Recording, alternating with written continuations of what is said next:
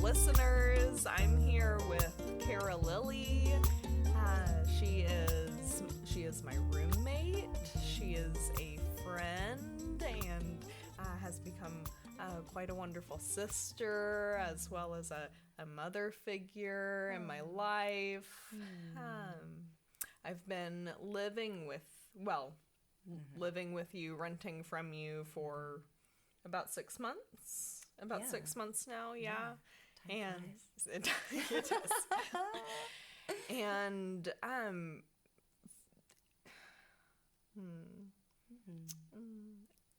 feel very special to have had the time in your space.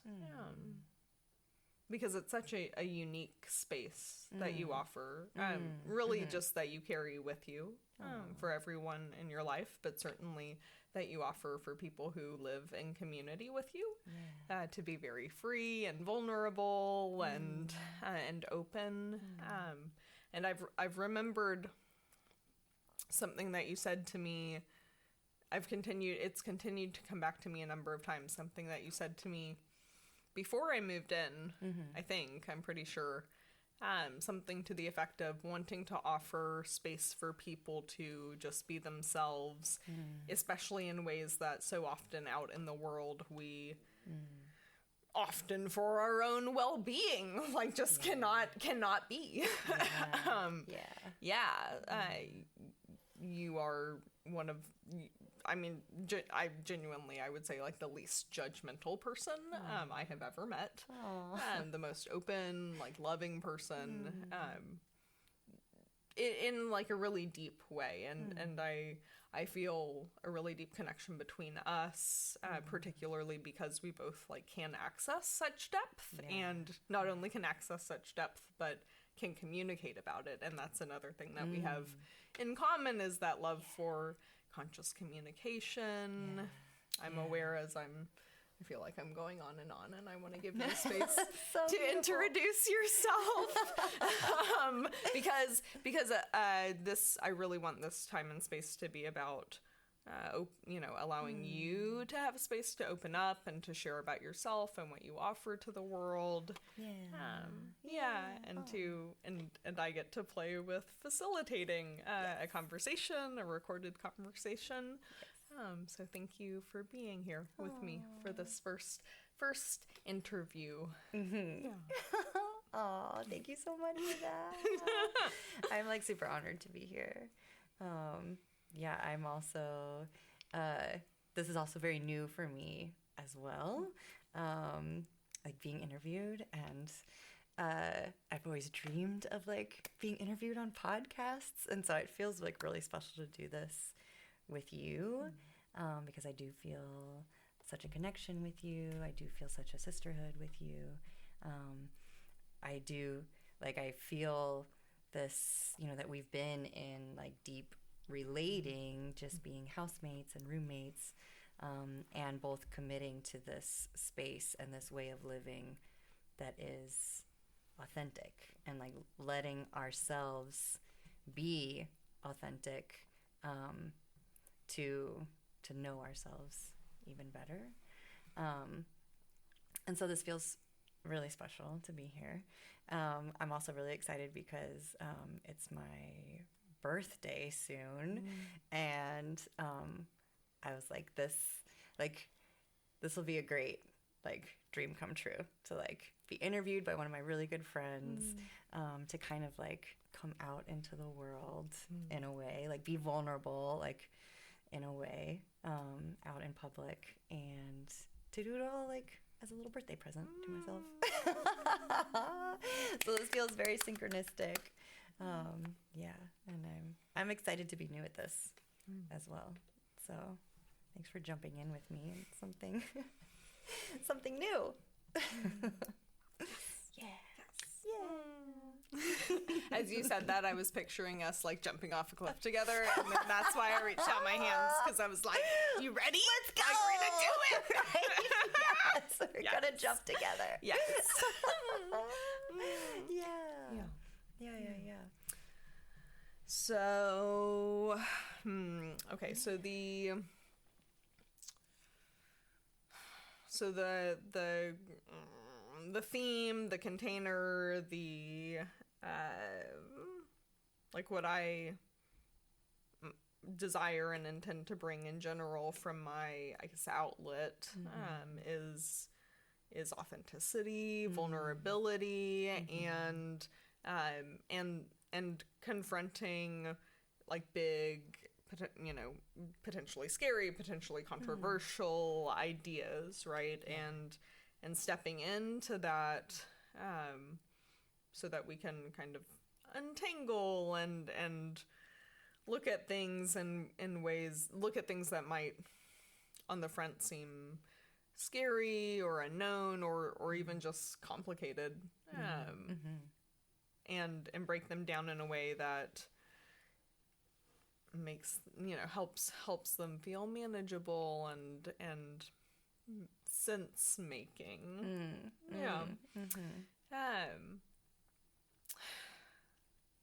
I'm feeling reminded of a quote I read recently by Jordan Peterson, who was just speaking to how he thinks about thinking a lot, and how a lot of people are kind of afraid of thinking, that there's some fear in, like, when something seems too complex, like, we're just like, yeah, like, I'll just keep it at a distance and then stay over here, and that tends to feel comfortable for people, more comfortable. And I know that you and I are both really committed to stepping into discomfort. Oh, yes. Yes. And learning to, like, find our pleasure and our turn on, like, in all of, whatever we want to pursue in life. Yes. Yeah. And so I say all of that to really invite, and we talked and we prepped and we spoke as to, like, what we wanted to open up and where our boundaries were. And I just want to reiterate for the audience that that this is an intentional, open, authentic, vulnerable, sacred space, where, I'm going to speak for you, but tell me if I'm wrong. Sure. Yeah, totally. Desire to give an example of authenticity, vulnerability, confronting, that can, invite empowerment and safety into those spaces that often can seem kind of like dark, right? And so I see you and I and similar people as explorers, right? And people who are kind of pushing the edges with, walking around with flashlights, and over time we put up lanterns and we get some fires going, and maybe, even some electric lighting eventually. Right. And then it's like, oh, we can see, like, it's actually like a space that is not so scary. It's just unknown. Yes. Yes. Yeah. And I want to, now, like, I would love to start with you sharing your story, and especially on that note, because so much of your story has been this willingness to step into the unknown. Yeah, that feels like such a part of who I am.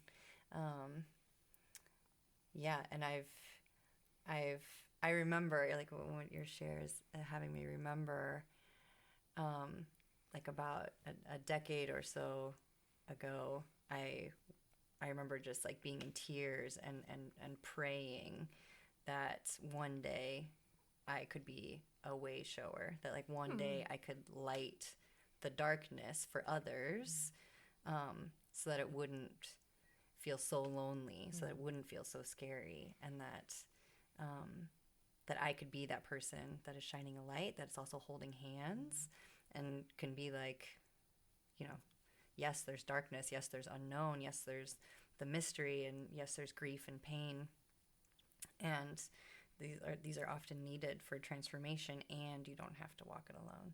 And, like, I can hold a candle, I can hold a torch, I can light bonfires, like, we can do this together, and it's cool that you have felt that and seen that in me all these years later. But my journey in being someone who's I wouldn't say unafraid of the dark, but is used to going into the dark places and shining a light. My journey with that has been pretty solo. Like it started very solo, just me doing it by myself. And it felt very lonely and very scary, but I also met myself really quickly. And then in the recent years, it's been, it's been being unafraid of the darkness or the edges or the things I'm hiding, maybe. In like, I don't know, hiding, but yeah, I want to call it shadow work, but I don't know if we need a definition on what shadow work is. But it has been more like, now I'm in more of like, how do we do that as a community? How do we do that together? Which brings me to like this house, which brings me to like the healing spaces that I offer, which are very like community based. Let's find our edges together and shine that light on what we're afraid of together, and see how as a community we can also light the way and hold ourselves and hold each other. Yeah. So I want to circle back to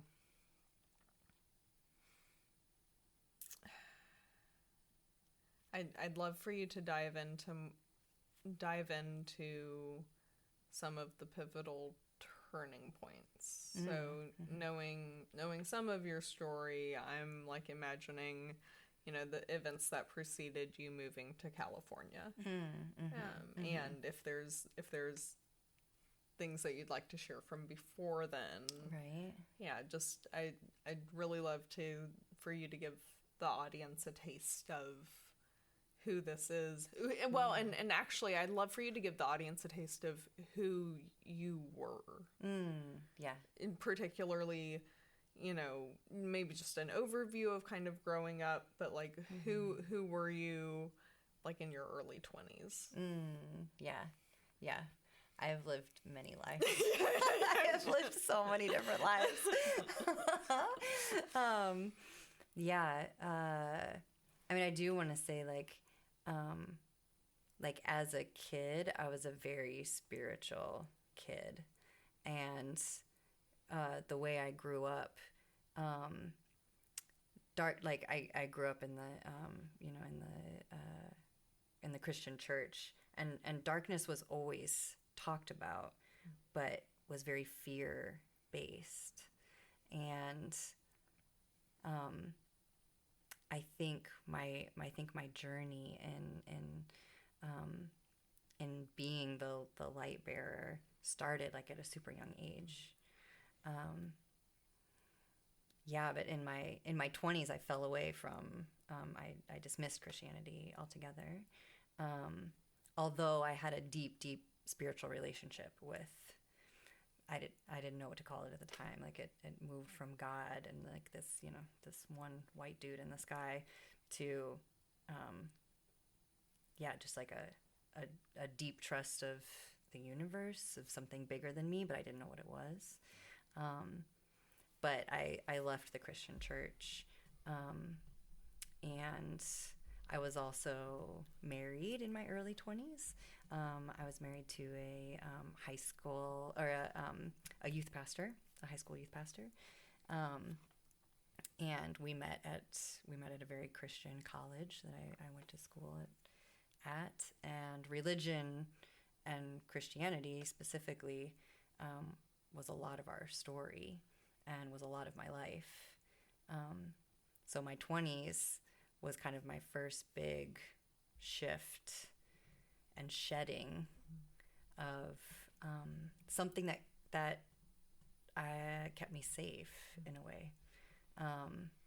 I remember being so afraid when I realized that I didn't want to be part of the Christian church anymore. I remember a big fear that I would meet calamity, that like if I turned my back on God, that my life would fall apart. And in a way it did. In a way it did. But it was the best thing. I can look back now and say that was the most amazing thing for my transformation, for knowing myself. Why did you want to leave? I started to feel the hypocrisy. I felt what I loved about the Christian culture I was brought up in was that it was very heart-centered. It was about loving everyone.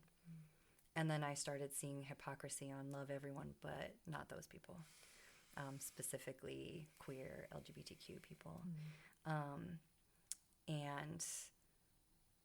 And also I can love people who aren't in the Christian community, but they need to join us. The evangelical aspect. Yeah. I never liked the evangelical aspect, and I was the church that I grew up in. It was pressure. There was pressure to evangelicalize, and I never did it.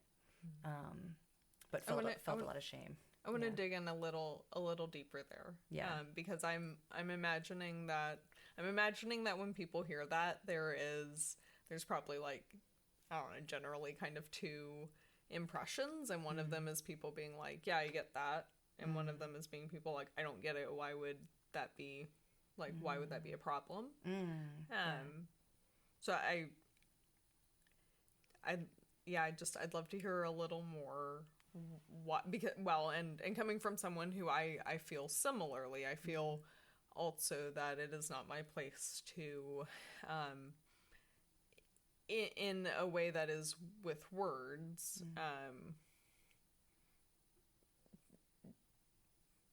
talk someone into, per se, or argue my point, or debate or preach so as to convince someone else to be of the way that I am of. And I'm just curious if there's anything else there for you, like why was that a turnoff? Yeah. I mean, I think exactly the point that you're speaking. I think I understood that as a young adult. Although I think that might have been more subconscious because I was very deeply into the Christian community. But for me, it was the fear. I know the fear-based evangelicalizing didn't feel good for me. Fear of what? The fear of people going to hell, the fear of people being in pain and suffering if they didn't join me. And that never felt good in my heart. Like that never felt good. I loved God. I loved worship. I loved ecstatic states. I loved worshiping, even as a congregation, like feeling God, feeling the universe. But when they were training me in a way to convince people to join, it was all feel their pain, feel the judgment also, and the shame if because of you people go to hell. Right? Yeah. So it's no longer just their choice. It's now your fault somehow. It's now my fault too. Yeah. And that was a lot. It was a lot to hold, but not enough to convince me to do it. What was there a breaking point? Was there a straw that broke the camel's back? For leaving Christianity? Definitely. Yeah. I also, another part of my story that is relevant here is I was homeschooled. So I wasn't really exposed to even just regular culture until I got a job and was working out of the house and was driving.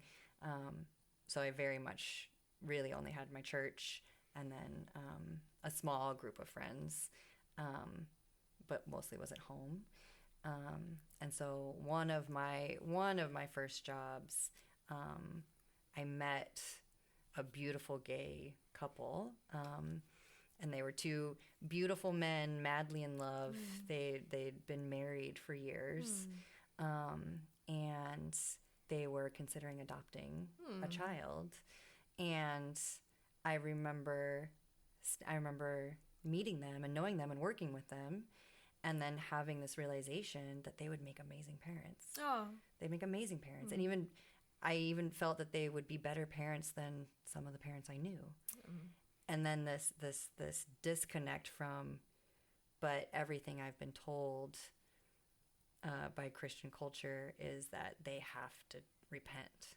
They have to change. They can't be married, and they definitely can't raise kids. And I was like, this isn't right.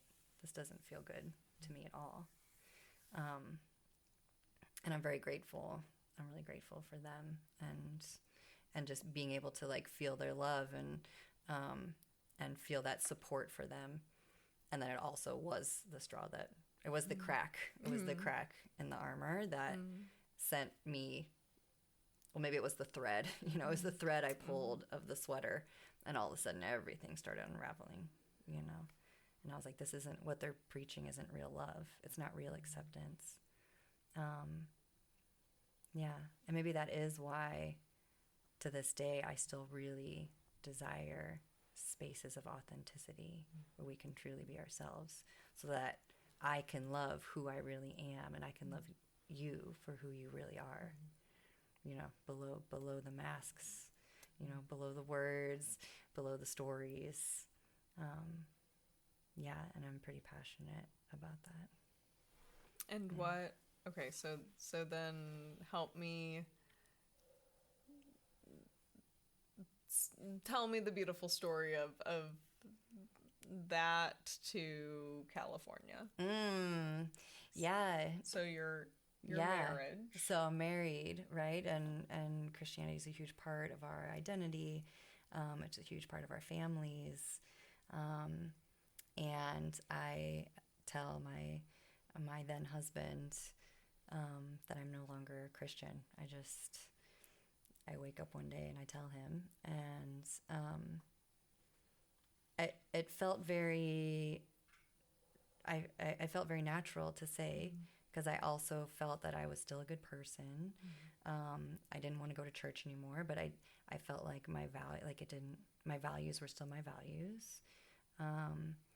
And he took it really well. And I think also it was the crack in his armor. It was the thread that he started pulling because I stepped out of the church. And for him, that road was a lot rockier. And what happened was I felt that I was still myself, that I got to actually like love and be myself even more. And then he felt that he missed out on a lot of things, that maybe he'd been living a lie. And there was this alchemy that happened with us where he wanted to try a whole bunch of things. Okay. So I just want to recap what I just heard you say for clarity. So you transitioned out of Christianity, and it felt fairly fluid. Yes. It felt like you're like, yeah, I'm pretty much the same person I was. Yeah.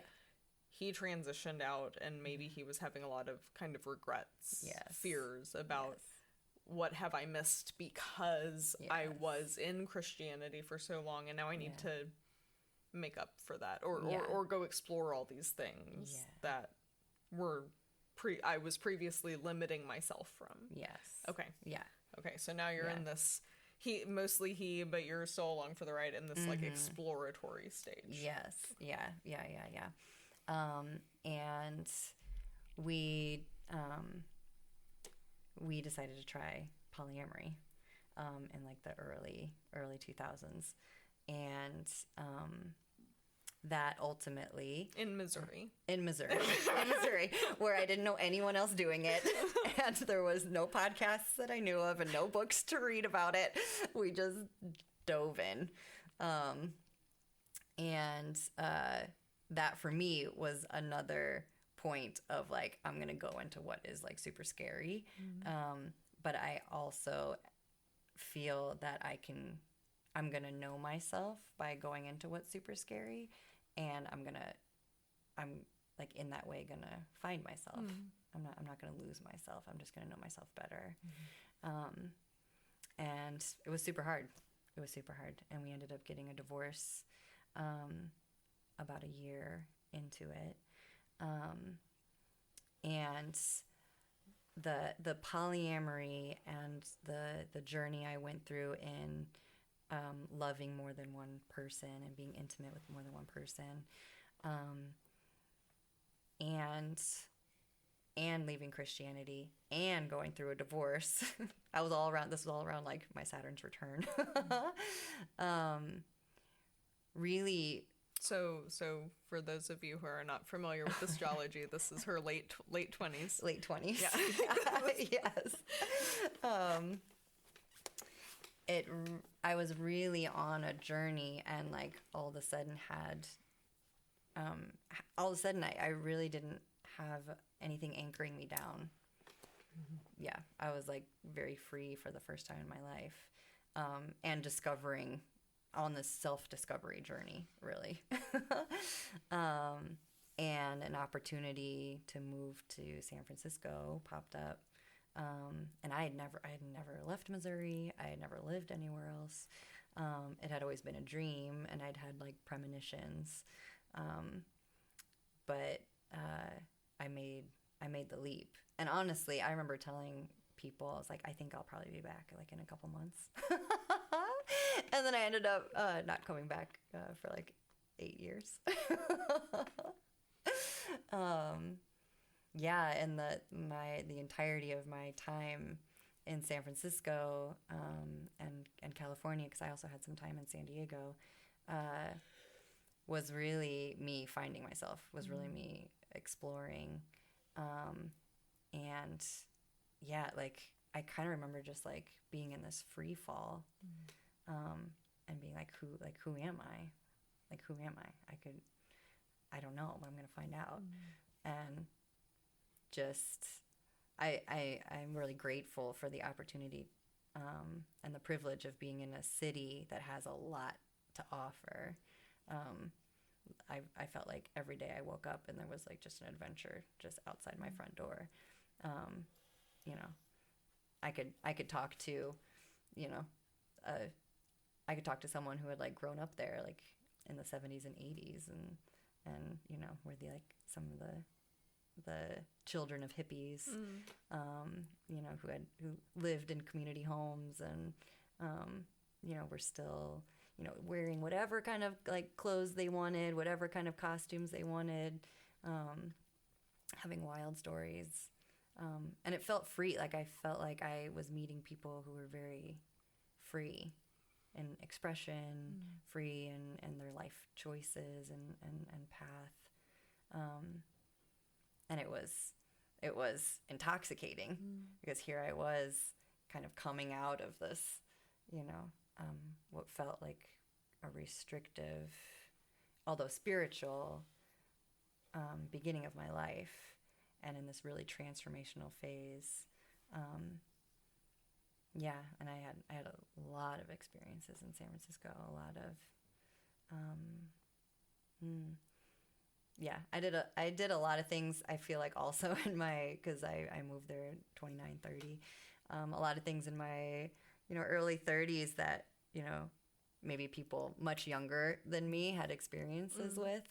You know, I went to like my first rave at like 30. And I went to Burning Man for the first time at like 34, 32. Yeah, like I tried drugs for the first time in my 30s. Drugs. But I remember people kind of joking that, I was a little like Midwest girl who like came to the big city and was kind of like doughy-eyed and like figuring things out. And it was a big adventure. And I'm glad I said yes to a lot of things. Because it led me to my path that I'm on now. With the spaces of authenticity, with the sacred sexuality. Speak more to that. How did that come about? Well, how that came about is I was single for the first time in my life in San Francisco. After being married. And that was, he was kind of your first. Definitely. Yeah. First love. First love, first boyfriend, first husband. Yeah. Yeah. I definitely, and that's what I grew up in. That was part of the homeschool culture that I grew up in. And I followed that path. I believed that the first person you fall in love with, the first person you sleep with should be the first person that you marry and the only person that you marry. And so I did follow that and loved my ex-husband very much, but didn't have any sexual experience like outside of this marriage until we did polyamory, and that opened up a whole world, but was short-lived. And then for the first time I was on my own in San Francisco as a 30-year-old, dating kind of for the first time.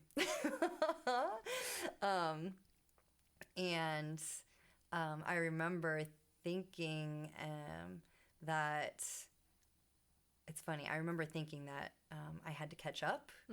I remember thinking that like I just wanted to be like normal. I wanted to have all these experiences that I thought like a normal person who didn't grow up in Christianity or this kind of like homeschool bubble,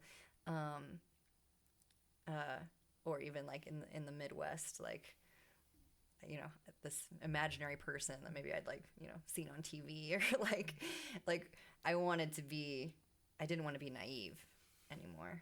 And so I dated a lot and I slept with a lot of people. Yeah. And then I'm so glad I once again, I'm like really glad that I did what I did. But I went for it. I dated all different kinds of ways, from like one night stands to I don't even remember that person's name to, slow dating, dating in person and not being on the dating apps, dating someone from the dating apps. I remember even like trying just all different types of people. Like I noticed that like I was kind of only attracted to like the certain type of person, like beard and tall, and then I was like, oh, like let's challenge this, and I would just ask people out who looked totally different than what I was originally like attracted to, and it was kind of this like big experiment. And in that experiment, I realized that there was a pain point for me when it came to intimacy and sex. There was almost kind of this like, that's it, like that's it. Like that wasn't really like I had this feeling that like sex could be more, but I didn't see that anywhere in the world, and I definitely wasn't feeling that with anybody, and yet I was having at the same time like amazing spiritual experiences, like on the ecstatic dance floor and like feeling one with God, or like amazing spiritual experiences at like festivals when I'm just like in flow and like people are coming to talk to me, or I go talk to others, and it's like, wow, like this is magical. And then sex is like bland. And there was something in me that was like, this can't be it. This can't be all there is. And so maybe like anyone would, I Googled it. I Googled it, and I found a plethora of information on the internet. I found Layla Martin. I found amazing sex educators like Reid Mihalko, like the Somatica Institute. I found like amazing podcasts, like the Shameless Sex podcast, like Horizontal with Lila, and there were just amazing resources on how to have conscious sex, how to figure out what I even like in sex. I figure out how to communicate what I like in sex, how to have sex safely, both emotionally and physically, and then how to have like spiritual experiences. And that's still like the area that I'm unraveling and marinating in, is sex as an ecstatic experience where I'm connecting with God and Goddess. Yeah. So that's the journey. That's where it led me, and I'm super grateful. I'm super grateful. Even for that one night stand where I do not remember the person's name and the sex was not that great. It's like this still led me. It still led me to this path. Yeah. Will you give some more details as to what these bland sexual experiences were? Yeah. So, and I can ask the questions that are coming up for me. Yeah. Like, I'm curious, like, were you not orgasming? Did it not feel like not. you were? Okay. I was faking. Okay. And I'd like to say I was very good at it, but yes, I got very good at faking the orgasm.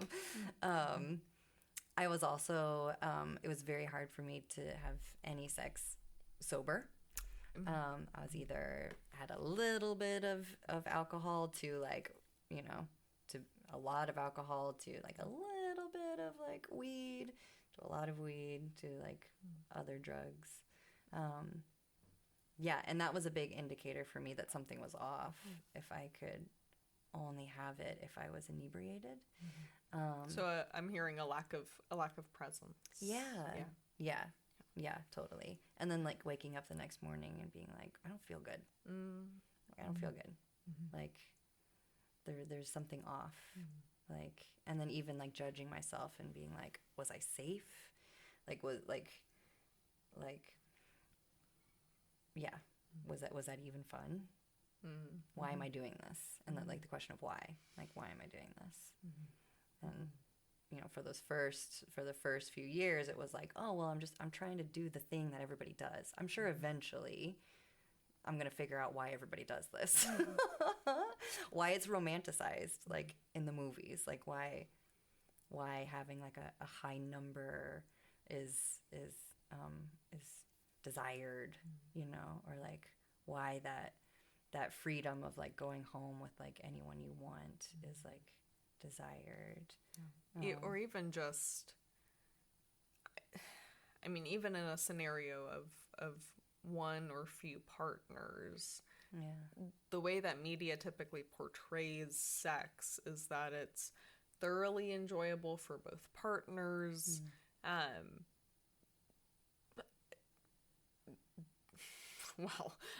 So the examples I'm thinking of are, that it's lasting a long time, that the woman is just as into it as the man, and ideally all these things are true, right? But so rarely are we actually given the tools to create that kind of sexual experience, right?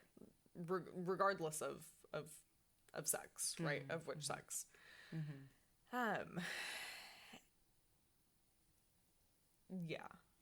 So, and I can relate. I didn't have sober sex for some years after the first time that I had sex, and that was a big. That was very like obvious to me at one point, and when I spent a couple of years going to 12-step meetings, and that was the first time that I had sober sex was when I had committed to being sober. And it was a much, I mean, already, like, that made it a much more enjoyable experience. I mean, I had so much more presence and sensation and the ability to communicate and to be honest.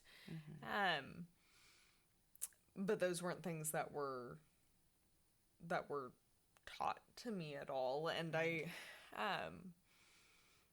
at least most of the men that I've been with, they certainly weren't equipped to, like, meet me in the place of supporting my pleasure or my orgasm.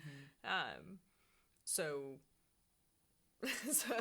it became apparent over time that, oh, if those are things that I want, I'm going to need to learn how to do that. Yeah. I'm going to need to learn how my body works. Yes. And for me, and I'll let you talk for yourself,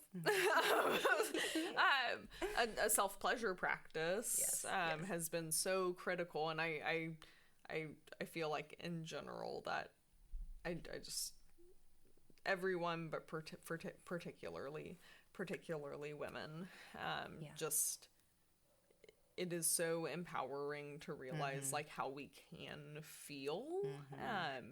And we have more complicated anatomy, right? Like we just do. Yeah. Shout out Women's Anatomy of Arousal by Sherry Winston. Yes. That book. I've told you this before, and genuinely, I'm just like, if just like 10% of the world would read this book, it would fix everything. Like it just would. Yes. Because the female anatomy is complicated. Like I mean, forget like our partners like being able to figure it out. Like if we can't figure it out, like they're probably lost. Right. Like they're almost certainly lost, and unless it's another person with female anatomy who has figured out their own anatomy. Right. Yes.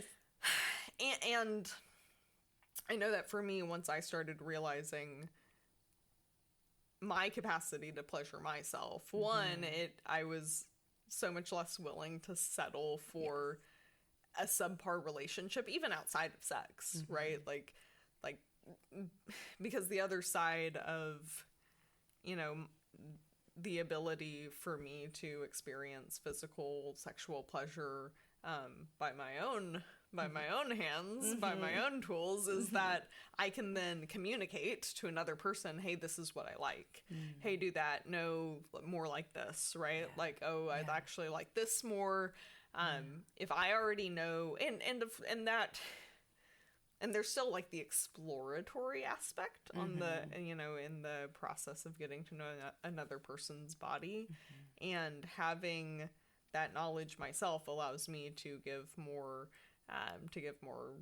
feedback, communication, in a way that, I mean, maybe it's different for other people. I know for me, I really enjoy my partner experiencing pleasure, and likewise, like, my partners have liked me to experience pleasure. Yeah. So in that way, it's you know, a huge positive feedback loop when I have the ability to communicate what I like, because then, you know, it's supportive of everyone's good time, right? Yes.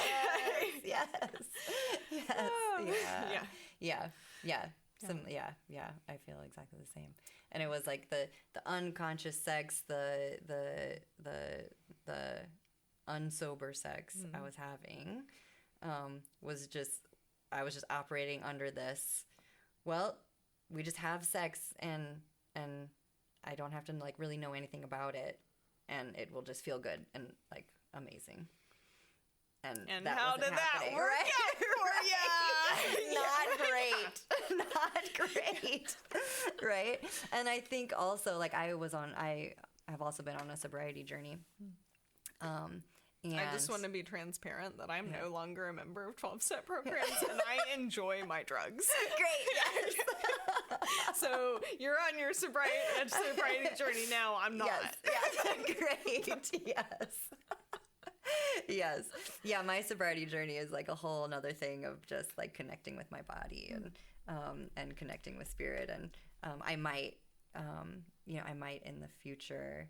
I do like sitting with plant medicines in sacred ceremony, and yeah, anything casual I think does it interferes with my body communication to myself, and I learned that in having very unconscious sex under the influence of many things, and also similarly, I found how to have amazing sex on my own, like in my own self-pleasure practice, being guided in my own self-pleasure practice.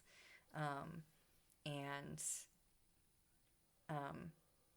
like being able to communicate and find out for myself what feels good. And then it was a journey of like, how do I find partners who also care about my pleasure and are also desiring me to speak up and guide and be communicative about what feels good and what doesn't, because I also know that like my body changes often. It changes with my cycle. It changes daily. Like my desires change, and being able to communicate and notice what feels good, and then also know what kind of experience or what kind of intimacy connection I'm wanting, took a lot of exploration and self-exploration. And I actually, that exploration took me to the kink world, because in the kink world, I found just a lot of sensation tools. I found a lot of ways to be in my body, and also like then start communicating and knowing, like having a tool belt, or like having like a menu of things that bring me pleasure, and yeah, that. For example. For example. Oh my gosh, there's so much I could say. But I would say my very first doorway into kink was shibari rope, which is kind of extreme, I will say. But I'm that shadow walker. I sometimes really like intensity and extremeness. But shibari rope, which is a Japanese erotic art, really. And I desired to explore it after reading an article about how one of my very good teachers, Alexandra Roxo, wrote an article about how she touched God in shibari rope, and for me, I was like, oh well, here's that sacredness and sexuality piece that I've been looking for, that touching God in an erotic context, and for me, like doing shibari rope was, I have to be very in my body. I have to be able to communicate. When when the pain becomes unpleasurable, and I also have to feel safe, to be able to drop into that space, and that was like my very first jump into kink and into the kink community, and then learning and seeing how people negotiate a scene, how two people come together and talk about this is what, don't tie this part of my body. This, I have an injury here. I don't like anything in my mouth. Just the negotiation of something that is like pleasurable for both people, even though it's an extreme example, and it's like it's not in the bedroom, and what I was my first few years of shibari was actually not sexual at all, but it was erotic, and that felt like a huge permission for me to be able to bring that back into dating, to bring that back into the bedroom, and be like, oh, I can say what I want and what I don't want, and I can be very specific and very clear, and I can also have the desire that you are just like that. My intimate partner creating this with me is also just as excited and turned on and in their pleasure to meet me where my boundaries are and where my desires are. Yeah. It's challenging, if not impossible, to know what we want, to have standards that really match our character until we see what those are. Yeah. Right? Until we see, if not experience, what those are. And unfortunately, so much of what sexuality and what sex looks like and is based around is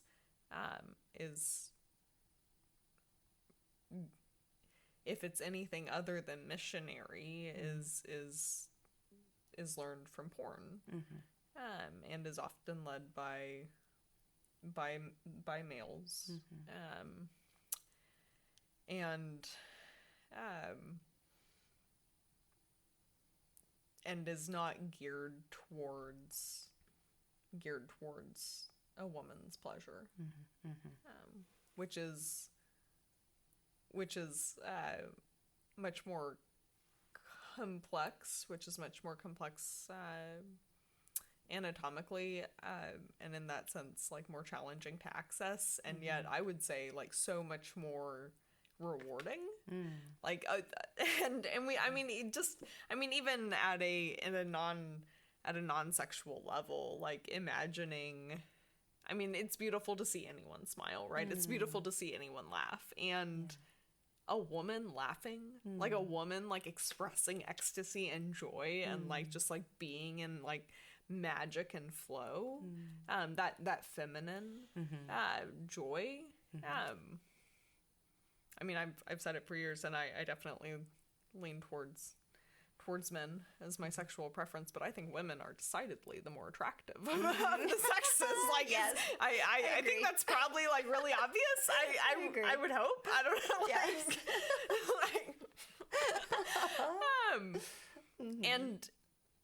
And in a heterosexual context, what I've seen is that the men of, like, the most refined character, like, desire to bring that out, right? They want to see their partner's pleasure. Yes. Right? And unfortunately, just the what we are shown through media, whether it's like more mainstream standard or through porn, is almost, never going to get you to that place of ecstasy and pleasure that anyone can experience. So to that end, because through your journey, you've now you've collected so many tools, and not only the self-awareness, but the ability to communicate and the resources to share to help other people tap into those spaces. I'd like for you to share with the audience what that looks like, maybe starting with the why, like, why.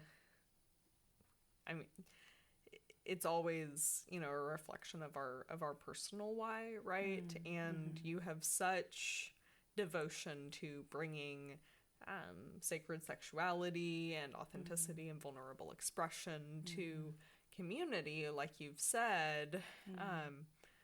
What is the potential that you feel, that you've seen, that you seek in carrying that message? Yeah, that's a really great question.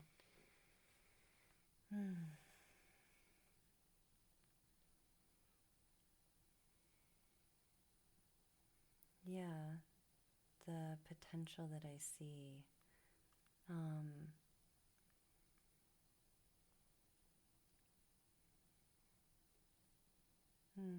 Yeah, there's so much. I mean, the potential that I see is,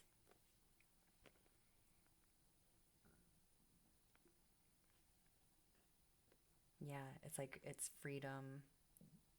It's like true freedom and true love.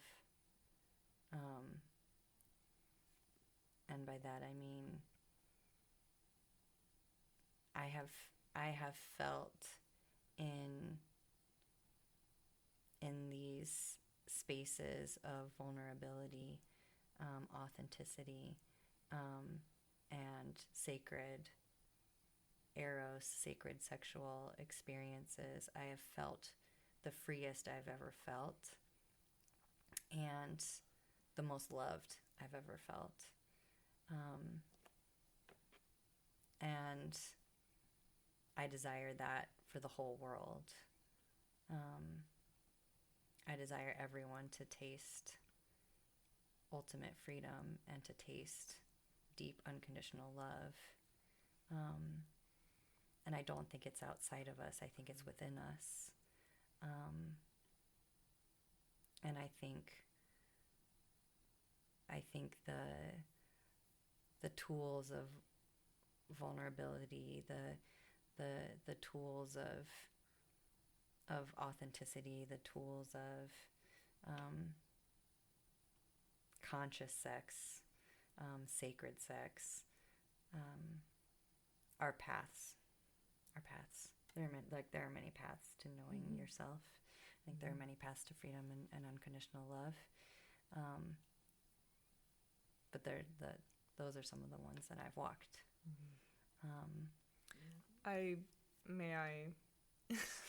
My stomach just growled. It was cute. So maybe it's just me. But in case there's anyone else who hears, especially what you were, you know, these ideas of truth and love and freedom as abstract. I want to ground it a little bit in what I'm hearing you say and what my experience has been in practicing not only conscious sexuality, but you know, a plethora of somatic awareness practices. Is that when as we become more deeply in touch and in tune with our body, and feel increasingly safe and accepted and seen, and first by ourselves, right? Because that's the power of turning our perspective inward, whether, you know, inward towards literally our somatic sensation as well as our emotions and our thoughts, is that there's almost this pressure relieved. At least this is my experience of it, is that whatever, you know, whatever sensations we're experiencing, and I'm out in public, you know, I'm out in public these days more than I've been in, you know, many years. And it's so striking to me, like, I'm like, gosh, like, I guess a lot of people just don't think about these things, right? And yet we're all walking around with you know, gosh, I don't know I don't know the number, right? But so many, I mean, now I'm going to go look it up because I want to know the number, right? But thousands, tens of thousands of nervous system, impulses, like every second, right? There's so much sensation going on in our body all the time. Yes. That we interpret as physical sensation, as emotion, as thoughts, right? Yeah. Like, and yet we're so seldom like actually giving it our full attention and our full presence, especially in a loving, compassionate, accepting, kind, soft way. Yeah. And so what happens when we don't do that is, of course, it keeps knocking because it's trying to get our attention. Hey, I have something to say, right? It's just like a small child, right? It's like, I just like pulling, like, hey, I just have this thing to say and I'm going to keep pulling at you until you listen to me, right? And my experience in these in self-awareness practices has been, as I learn to actually give my full attention to that which is calling my name, it's satisfied, right? It's like, oh, thank you. Thanks for seeing me. Yeah. Thanks for seeing me. And now I can let go. Yeah. Now I can let go of tugging, of being this kind of thorn in the side because, you see me. Thanks for listening, right? And maybe it pops back up if I don't change my behavior to be in line with that new awareness, right? But assuming that I shift in a way that is in integrity with that I have noticed about myself, that tugging pulls away, and that's less stress, that's less tension, that's less dissonance. And it's just more of, this is what it is. Yeah. Yes. Yeah. And it's truth. This is what's true. Yes. Yes. Thank you for circling that back around, because I was like, shit, where did we go? I love it. I'm here for it. Right. Truth, freedom, love. Okay. So I would associate freedom with the awareness of choice and acceptance, and truth with acceptance, right? Of just what is in the moment, and love with it. It's so much about just acceptance. Yeah. But we can't accept what we're not looking at. Right. If we refuse to confront. Right. And a lot of times at least what I experienced as well, as far as that tugging, was curiosity. I want to know what's behind that door. Yeah. I was told that there are all these scary things behind that door, but I really want to know what's behind that door. And for me, that tugging didn't go away until I was just like, well, I guess I'm gonna go see what's behind that door. Yes. Yeah. Yes. That. Yeah. So I did a lot of exploring. Yeah, because of that tugging. To speak of. Yeah. And then found myself. Yeah. And then in finding myself, also found a lot of me that was ugly to look at. I found a lot of me that felt unlovable. Would you indulge us with some of those parts? Yeah. Let's see, like, what feels unlovable? Maybe even if you feel so vulnerable, maybe what's alive for you in current CaraLilly that feels I love that. Hard to love. Yeah. Yeah, let me think. I mean, I feel like I'm pretty good at loving myself now.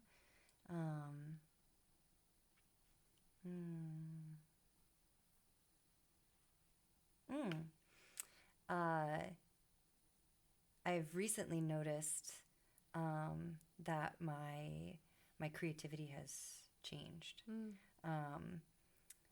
And I have always been a writer, like ever since I was a little kid.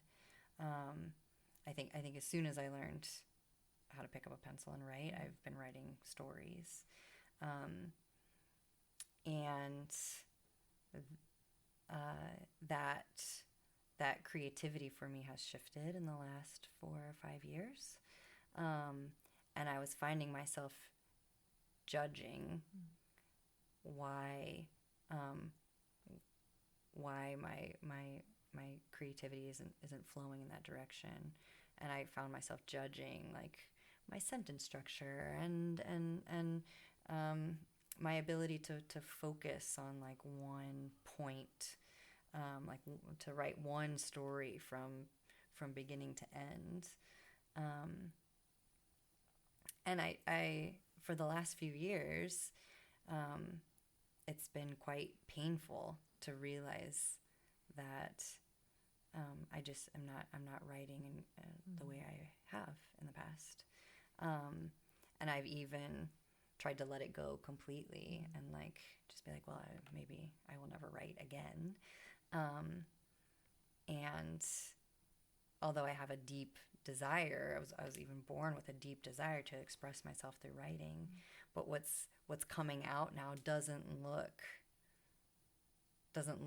or sound like anything I really like see in the world. Like my writing, I don't see it out there. So I've been, instead of loving that about myself, I've been judging it quite harshly, that I can't fit into a box. And what's been amazing is that even though these last few years I've been struggling with judging myself quite harshly, is that I've felt the judgment of myself, and then I do a practice of loving that part of myself. I even love that I'm judging myself.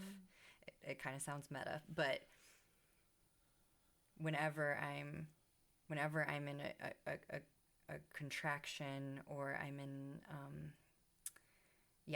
whenever my body is like feeling a contraction around something, or I'm spinning in my head around something, I feel that I'm like harshly judging myself, I just take a breath and I'm like, can I love this?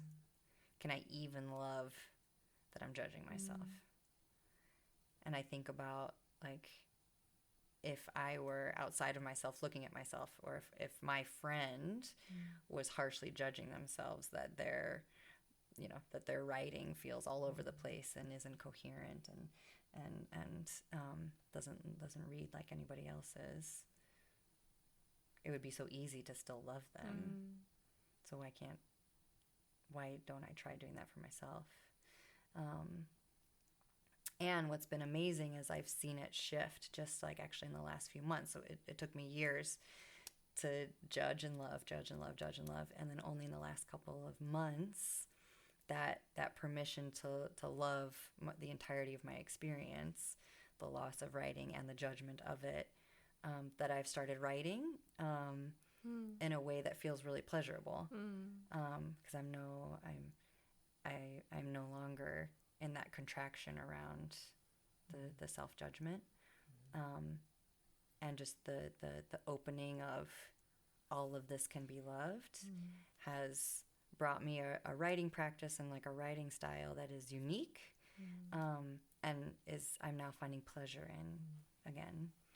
And that's been a journey. It's been a journey.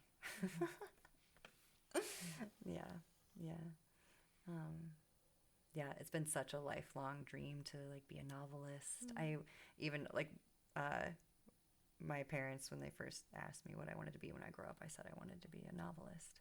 So to like leave that dream behind, because for some reason my creativity has changed and I don't feel that I can do it, was like heartbreaking. And yet this like judgment came up around it, like, what's wrong with you? Why can't you do this? I'm happy to now like love where I am right now. And let the creativity flow as it does.